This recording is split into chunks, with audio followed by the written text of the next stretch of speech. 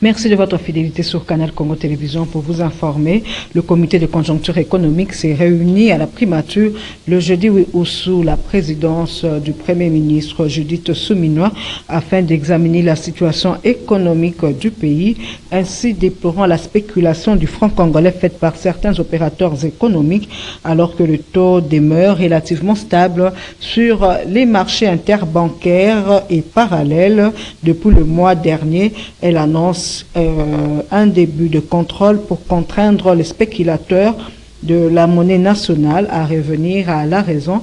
Reportage Gisèle Toko. Terminer à stabiliser la monnaie nationale et pallier l'inflation afin de renforcer et protéger le pouvoir d'achat des citoyens, les membres du comité de conjoncture économique ont, au cours de cette séance de travail, examiné la question relative à la situation économique et financière, plus particulièrement le taux d'échange et la réduction des prix des denrées de première nécessité. Le comité de conjoncture économique a noté une stabilité relative du taux d'échange depuis le mois de juillet dernier, suite aux mesures nécessaires prises par le gouvernement pour stabiliser la valeur de la monnaie nationale. Nous nous réunissons autour de Son Excellence Madame la Première ministre pour examiner la situation économique et financière et plus particulièrement le taux de change qui préoccupe tant les Congolais. Le gouvernement, à travers le ministère des Finances, le ministère du Budget et la Banque centrale, Madame la gouverneure est à nos côtés. Ces deux pôles ont pris toutes les mesures nécessaires pour stabiliser la valeur du franc congolais. Vous avez certainement noté que sur le marché de change, le taux de change n'a pas varié dans des proportions très importantes. C'est parce que il y a eu un effort de resserrement du budget, de resserrement des dépenses publiques, pour une meilleure qualité de la dépense publique, mais aussi pour une meilleure répartition des dépenses publiques à travers le territoire national. Le comité de conjoncture économique déplore la spéculation du franc congolais faite par certains opérateurs économiques, alors que le taux demeure relativement stable sur les marchés interbancaires et parallèles depuis le mois dernier. De ce fait, il annonce un début de contrôle pour contraindre les spéculateurs de la monnaie nationale à revenir à la raison. Nous voulons interpeller ces différents secteurs d'activité, qu'il s'agisse de banques commerciales, qu'il s'agisse des maisons commerciales dans des secteurs comme les chaînes de froid, les chambres froides, ou encore les sociétés de télécommunications qui ont leur propre taux et qui donc anticipent que le franc congolais va continuer à se déprécier et imposent des taux qui sont totalement différents de ceux que l'on trouve sur le marché interbancaire ou même sur le marché parallèle où le Congolais lambda, le citoyen congolais lambda va échanger dans la rue ou auprès de bureaux de change. C'est la raison pour laquelle, en plus du fait que nous allons continuer les efforts qui ont été entamés au niveau de la Banque centrale et au niveau du Trésor, il y a des opérations de contrôle qui vont être effectuées pour que les différents opérateurs économiques reviennent à la raison, cessent de spéculer sur le franc congolais et fassent confiance au gouvernement, à la Banque centrale. Notons que depuis son entrée en fonction, le gouvernement Suminwa milite pour la maîtrise de l'inflation et la stabilisation de la monnaie nationale dans le but de baisser le coût du panier de la ménagère. L'amélioration du pouvoir d'achat des Congolais par la stabilisation du taux d'échange fait partie des 6 engagements du président Félix-Antoine Tshisekedi annoncés lors de son investiture à la tête du pays pour son second quinquennat. Les engagements du président de la République sont transformés en piliers du programme d'action du gouvernement Suminwa. Le gouvernement congolais est monté au créneau pour dénoncer la violation du cessez-le-feu décrété depuis le 30 juillet dernier à Luanda entre la République démocratique du Congo et le Rwanda. Face aux diplomates, la ministre d'État aux Affaires étrangères, coopération internationale et francophonie, Thérèse Kayikwamba, a fustigé cette énième violation du cessez-le-feu ainsi que la trêve humanitaire à suivre. La trêve n'aura duré que quelques heures. Les terroristes du M23 soutenus par le Rwanda ont repris les combats et ont pris le contrôle de 3 nouvelles localités dans le territoire de Rutshuru. La chef de la diplomatie congolaise, Thérèse Kayikwamba, a décrié cet état des choses devant les diplomates au ministère des Affaires étrangères.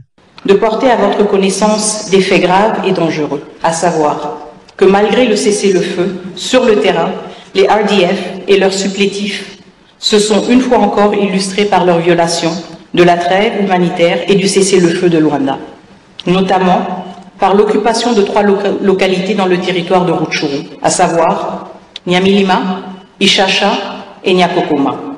Aussi, le 29 juillet, le gouvernement de la République démocratique du Congo a dénoncé à travers un communiqué de presse des attaques de brouillage des systèmes GPS et d'usurpation d'identité qui affectent l'espace aérien de la province du Nord Kivu, autour en particulier des villes de Goma, Beni, Butembo, Kibumba et Kanyabayonga. Le gouvernement de la République démocratique du Congo se voit dans l'obligation de vous informer, car mieux vaut prévenir des drames qui pourraient subvenir et causer la mort tragique de milliers de passagers civils des compagnies aériennes internationales et nationales qui desservent cette partie de la République démocratique du Congo, suite aux risques et dangers d'éventuels crashs d'avions.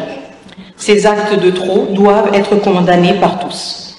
Ils compromettent gravement la sécurité du transport aérien civil, posant un risque significatif pour tous les vols, y compris les compagnies aériennes commerciales.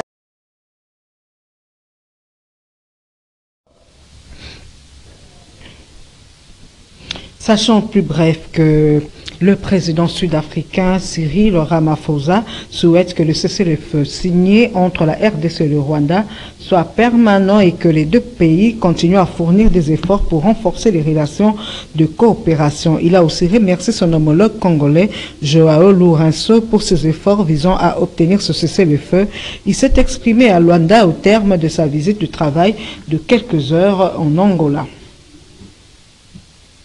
Le vice-président de la Commission électorale nationale indépendante, CENI, Didi Manara, a reçu au siège de la centrale électorale une délégation de l'Office national de l'identification de la population, ONIP, conduite par son directeur général, Richard Ilunga Ntumba. Cette rencontre a permis de renouer les échanges techniques entre la CENI et l'ONIP après une longue période d'interruption et procéder à une évaluation rapide du protocole d'accord signé le 8 juin 2024. Suivez.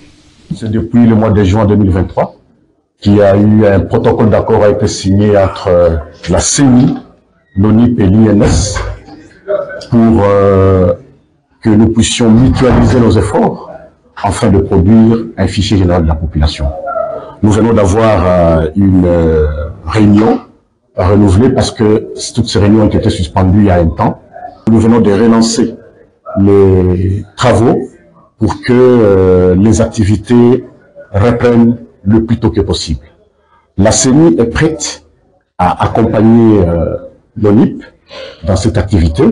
Vous savez que c'est une activité tellement sensible et importante pour le peuple congolais, pour l'État, pour que nous puissions détenir enfin d'un fichier général de la population. Donc la CENI va donner à l'ONIP toute l'expertise possible, c'est-à-dire son personnel qui est formé, le matériel, la logistique, toutes nos compétences, pour que nous puissions encadrer, accompagner l'ONIP à pouvoir exécuter cette activité de très grande importance pour notre pays, pour la planification de toutes les activités dans notre pays. Donc, nous venons de dire là que les choses vont bientôt bien démarrer, quitte à l'ONIP de pouvoir prendre le lead. La CENI est là pour accompagner cette structure de l'État. Autre chose, la ministre d'État, ministre de l'Environnement et du Développement durable, s'est rendue à Bassoko dans son fief électoral dans le cadre d'une visite de travail. Eve Bazaïba Massoudi, comme à l'accoutumée, a été chaleureusement accueillie par cette population sous une ambiance marquée par une forte mobilisation. Reportage de Domontiri. Ministre d'État, ministre de l'Environnement et du Développement durable, se rendu à Bassoko dans son fief électoral dans le cadre d'une visite de travail. Eve Bazaïba Massoudi, comme d'habitude, a été affectueusement accueillie par une population sous une ambiance marquée par une forte mobilisation. plus de 3 kilomètres à pied, une procession de communication parfaite entre la triple élue nationale et les habitants de Bassoko. Une visite de travail certes, mais surtout pour dire merci pour les 3e sacres comme représentante de Bassoko à l'Assemblée nationale. Aussi grâce à cela qu'elle est 3 fois reconduite au gouvernement, au portefeuille de l'environnement et développement durable. La ministre d'État Eve Bazaïba est de retour avec des actions concrètes à la clé en vue de matérialiser ses promesses faites aux siens. Ainsi, sur fonds propres et sur son instruction, les travaux de la réhabilitation des routes sont entamés et se poursuivent avec l'appui technique de la société Fodeco. Au nombre desquels 45 km de la route reliant la cité de Bassoko et la chefferie de Yaliwasa. Ainsi, sur fonds propres et sur son instruction, les travaux de la réhabilitation des routes sont entamés et se poursuivent avec l'appui technique de la société Fodeco. Au nombre desquels 45 km de la route reliant la cité de Bassoko et la chefferie de Yaliwasa. Autant de 145 km de Bassoko à Yalimbongo. Déjà plus de 30 km de cette route Bassoko à Nawina sont déjà réalisés. Eva Zaïba a visité avec satisfaction l'état d'avancement des travaux. Dans la foulée de ces actions en faveur de la communauté, il faut également noter le lancement des travaux de la réhabilitation et de la modernisation de l'aérodrome de Bassoko à la grande satisfaction de la population venue nombreuse pour assister à ce lancement des travaux. Pour la communauté locale, le chef de groupement dit merci et souhaite son plein achèvement pour le développement socio-économique de Bassoko. Pour la population, c'est une grosse fierté de voir la réalisation de cette action en faveur de la communauté. Le territoire de Bassoko est donc fier de son élu et de ses actions palpables et à l'impact visible. Cet impact citoyen à long terme sur fond de l'idéologie politique de son parti, le MLC, qui prône la promotion de l'intérêt général. Initialement prévue pour ce samedi 10 août 2024, l'élection des membres du bureau définitif du Sénat est renvoyée à une date ultérieure pour des raisons à en croire le bureau provisoire de cette chambre haute du Parlement d'ordre sécuritaire et logistique. Approché à cet effet, Maître Claude Ngoma, coordonnateur de l'ASBEL, Action pour la bonne gouvernance, qui doute des raisons avancées, parle plutôt de la crise au sein de l'Union sacrée et cette guerre de positionnement des membres de cette plateforme politique. Suivez-le au micro de Maxime Macabre. Bon, je ne dirais pas que c'est une raison qui tienne la route, mais l'opinion doit savoir qu'au sein de cette famille politique dite Union sacrée, il y a des frustrations. Et donc moi, dans un œil politique, je comprends que cette décision de report à une date ultérieure, justement, pour faciliter aux uns et aux autres de pouvoir se retenir et pourquoi pas réorganiser ces dépôts de candidatures autrement. Donc, c'est-à-dire, si on peut, au sein de l'Union sacrée, ils peuvent donc voilà s'harmoniser en vue que l'un désiste au profit de l'autre pour qu'il y ait un ticket en sens unique. Donc, voilà un peu ce qui est caché derrière ça. Et je dirais aussi que ce n'est pas aussi mal. Ce n'est pas aussi mal parce que dans une famille politique, il y a ce que nous appelons l'ordre et la gestion des ambitions. Mais malheureusement, cette gestion des ambitions au sein de l'Union dite sacrée pose problème. Voilà qu'à moindre poste, à moindre opportunité, il y a plusieurs candidatures qui viennent se poser. Et surtout que même au Sénat, ce n'est pas seulement la majorité, mais nous avons enregistré aussi 4 ou 5 candidatures du côté de l'opposition. Donc c'est cette maladie-là qui ronge un peu notre classe politique. Et aussi, il faut savoir que aujourd'hui, le Congo n'a pas de chance d'avoir des hommes d'État. Voilà que nous avons des hommes politiques, des opportunistes, parce qu'un homme d'État voit l'intérêt général de la nation. Et à un poste donné, donc voilà, je peux, avec sportivité, laisser aux autres de pouvoir compétir pour l'intérêt général de la République. C'est à moi de voir. Toujours au sujet de l'élection du bureau définitif du Sénat, sachez que le secrétaire général de l'UDPS, Augustin Kabouya, a annoncé ce vendredi 9 août 2024 au président des regroupements et partis politiques membres de l'Union sacrée que Samalou Kondé et le choix de Félix Tshisekedi pour la présidence de la Chambre haute du Parlement. Nous y reviendrons. Et cette déclaration de la Ligue des jeunes du MLC face à ce qu'elle qualifie d'ineptie de la Kabylie, ceci face aux provocations à l'égard de son leader Jean-Pierre Bemba, contre son leader Jean-Pierre Bemba. Suivez plutôt Christian Mwanza, communicateur du MLC. A rêvé un autre zombie dans sa tanière auprès de Moïse Katumbi. Il s'appelle Olivier Kamitatou, lui, le Judas congolais. En véritable dernier de mosaïque rempli de haine, de jalousie et d'irresponsabilité, s'en est aussi mêlé. La Ligue de jeunes du mouvement de libération du Congo comprend l'état amnésique dans lequel se trouve Olivier Kamitatou, champion de la zizanie comme il le réussit très bien dans le cours de son nouveau maître, autant qu'il avait réussi avec brio aux côtés du chairman. Essoufflé dans les conspirations en question et en perte de vitesse, il ne lui reste plus qu'à exploiter désespérément le fait autrefois impunément, injustement à Jean-Pierre Bemba, qui du reste ont déjà été bouclés et classés par la sentence d'acquittement au niveau de la CPI. De ce qui précède et au demeurant, la Ligue de jeunes du mouvement de libération du Congo, prenant l'opinion tant nationale qu'internationale à témoin, constate que Jean-Pierre Bemba est le baromètre de plusieurs politiques congolais. Citer le nom de Bemba devient un fonds de commerce politique, une prouesse à rééditer à tout prix pour être bien vue de l'opinion. Toute provocation, d'où qu'elle vienne, trouvera désormais la Ligue de jeunes du MLC sur son chemin. Toute provocation, d'où qu'elle vienne, trouvera désormais la Ligue de jeunes du MLC sur son chemin. Trouvera une réplique de taille, sinon une expédition punitive coup sur coup jusqu'au dernier retranchement. On ne réveille pas le chat qui dort. À bon entendeur, salut.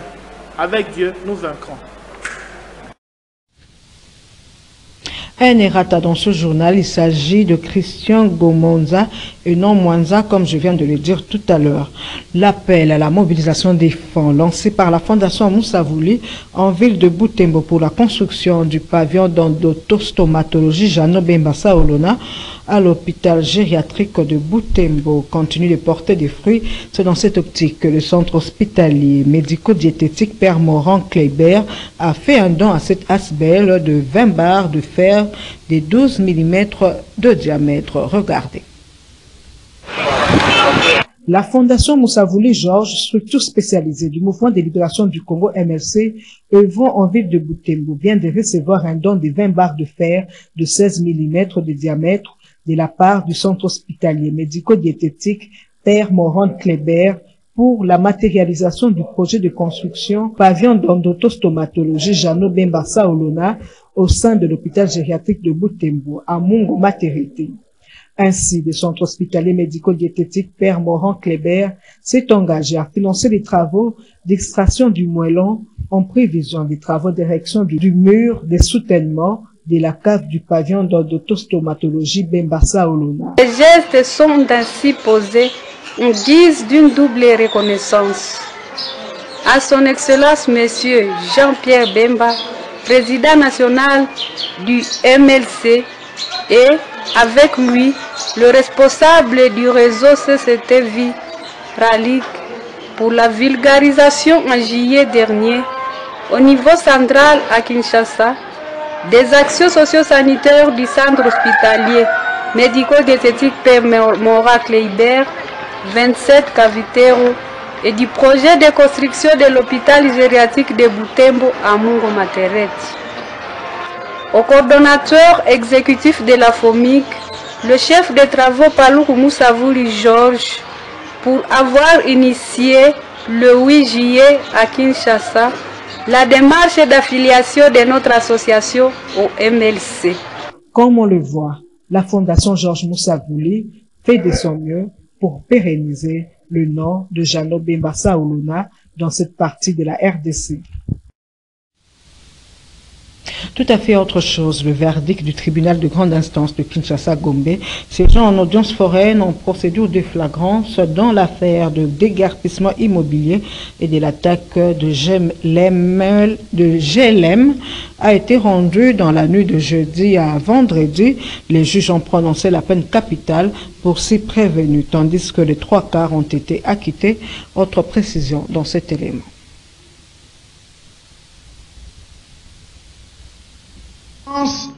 Condamne les prévenus Ngandu Wangandu Kennedy alias Atibal, Tumba Kashala. Sur une cinquantaine de personnes jugées dans l'affaire opposant le ministère public aux membres de la Force du Progrès, 6 ont été condamnés à mort pour tentative de meurtre, parmi lesquels Kennedy Ngandu Wangandu alias Atibal, identifié comme le chef de bande. 10 prévenus ont été condamnés par le tribunal des grandes instances de Kinshasa-Gombe à 10 ans de servitude pénale pour association de malfaiteurs et vol qualifié. Ils doivent en plus de cela payer une amende d'1 million de francs congolais. L'ancien bâtonnier du Bandono, Laurent Kalengi, impliqué dans cette affaire, a été reconnu coupable de destruction méchante et condamné à 2 ans de servitude pénale principale et une amende d'1 million de francs congolais. 3 quarts des prévenus ont été acquittés pour absence de preuves, parmi lesquels Kabamba Moulumba Etienne, propriétaire de l'immeuble Kamoul Inter. À titre de réparation civile, le tribunal a condamné tous les prévenus, excepté ceux acquittés, à payer une somme de $20 000, partie civile Kabouya Mukuna, Kabangu Jacques et Kapia Moussina, $30 000 à Alphonse Moirabou, $30 000 à Junior Mwabilou et Carole Mwabilou, $30 000 à Flavien Bilonda, 1 million de francs congolais à Olive Lembe, $30 000 à Ngoy Kabouya Dominique, $100 000 à Karzoum Tumba, $10 000 à Ketia Vanderville, $30 000 à la famille Kabangé et $5 000 à Mbelou, Makolo et Poi Kabamba, ainsi qu'à Nishamba. Condamne les prévenus Ngandu Wangandu Kennedy alias Atibal, Tumba Kashala Espérant, Chidibi Katako Fortina, Kayembe Muchipai Thomas, Tumba Moussouamba Pichou, Kateris Kongolo Ibrahim, à la peine capitale chacun du chef de l'association des malfaiteurs et de la tentative de mettre à 10 ans de servitude pénale principale chacun du chef de vol qualifié, à 4 ans de servitude pénale chacun du chef de la destruction méchante, à 5 ans de servitude pénale principale chacun du chef d'attentat à lapidaire. Notez que le tribunal des grandes instances de Kinshasa-Gombe a en outre ordonné l'arrestation immédiate de tous les condamnés, la restitution de tous les biens saisis, à l'exception des machettes qui seront confisquées conformément à l'article 14 du Code pénal, livre 1. Les partisans du parti politique Alliance pour le changement ont été dispersés ce vendredi 9 août 2024 alors qu'ils manifestaient pour exiger la libération de leur président national Jean-Marc Kabound. Parti de Massina, la marche s'est arrêtée à la place de l'échangeur de Limete. Célébration le 10 août 2024 de la 7e journée africaine de l'état civil, placée sous le thème « Renforcer les liens entre le système d'enregistrement des enfants à l'état civil et les statistiques y afférentes et les systèmes d'identité juridique par la transformation numérique au service d'une inclusion plus forte ». Et en prélude de cette journée, le ministère de l'Intérieur a organisé avec le concours du Fonds des Nations Unies pour l'enfant, UNICEF, une session d'orientation des professionnels des médias. Autre détail dans ce reportage. Renforcer les liens entre les systèmes d'enregistrement des enfants à l'état civil et les statistiques y afférentes et les systèmes d'identification juridique par la transformation numérique au service d'une inclusion plus forte, tel est le thème de la 7e célébration de la journée africaine de l'état civil ce 10 août 2024. En marge de cette journée, une session d'orientation des professionnels des médias a été organisée par le ministère de l'Intérieur avec le concours de l'UNICEF pour qu'ils puissent sensibiliser le public à travers leur production sur l'importance de l'enregistrement à l'état civil. Selon les statistiques, 16 millions d'enfants sur 10 âgés de 0 à 5 ans dans le monde ne sont pas enregistrés à l'état civil, dont 56% vivent en Afrique. Selon les statistiques, 16 millions d'enfants sur 10 âgés de 0 à 5 ans dans le monde ne sont pas enregistrés à l'état civil, dont 56% vivent en Afrique. En RDC, 6 enfants sur 10 de cette tranche d'âge ne sont pas enregistrés à l'état civil, 40% seulement sont enregistrés, seuls 13% ont reçu leur acte de naissance. Massamba Diouf, spécialiste en protection de l'enfant et enregistrement des naissances à l'UNICEF, revient sur le sens de cette journée. Nous avons vu parmi les statistiques que sur les 40% d'enfants âgés entre 0 et 5 ans enregistrés à l'état civil, il n'y a que 13% qui disposent de leur acte, donc qui peuvent justifier de l'existence de leur identité. D'où l'importance, encore une fois, de renforcer cette communication pour faire en sorte que tous les enfants qui naissent sur le territoire puissent être déclarés à l'état civil. Il est ressorti également dans cette communication l'importance de renforcer la collaboration entre les acteurs de la santé et ceux de l'état civil. Parce que l'essentiel des naissances se passe dans les structures sanitaires et en vue de cette collaboration, il est possible que chaque enfant qui naît dans un centre d'état civil, dans une structure sanitaire, puisse être enregistré à l'état civil avant même la sortie de la maman. L'expérience a été développée dans plusieurs provinces et aujourd'hui on sait que c'est la voie sanitaire en vue d'une déclaration systématique des naissances. Présent à ces assises, un responsable de l'Office national d'identification de la population ONIP a formulé des recommandations pour sa bonne marche, entre autres, mise en place d'un système de gestion de l'état civil avec l'identification des nouveau-nés et l'octroi d'un acte de naissance sécurisé avec la photo de l'enfant. Issa Hayatou n'est plus l'ancien président de la Confédération africaine de football CAF, a tiré sa révérence à l'âge de 77 ans, de nationalité camerounaise. Il était à la tête de la CAF pendant presque 30 ans. Qui était donc Issa Hayatou? Découvrez-le à travers cet élément. C'est à l'âge de 77 ans que l'ancien président de la Confédération africaine de football s'est éteint. Issa Hayatou a été à la tête de la CAF pendant presque 30 ans. Le Camerounais a durant toute sa carrière contribué au développement du football africain.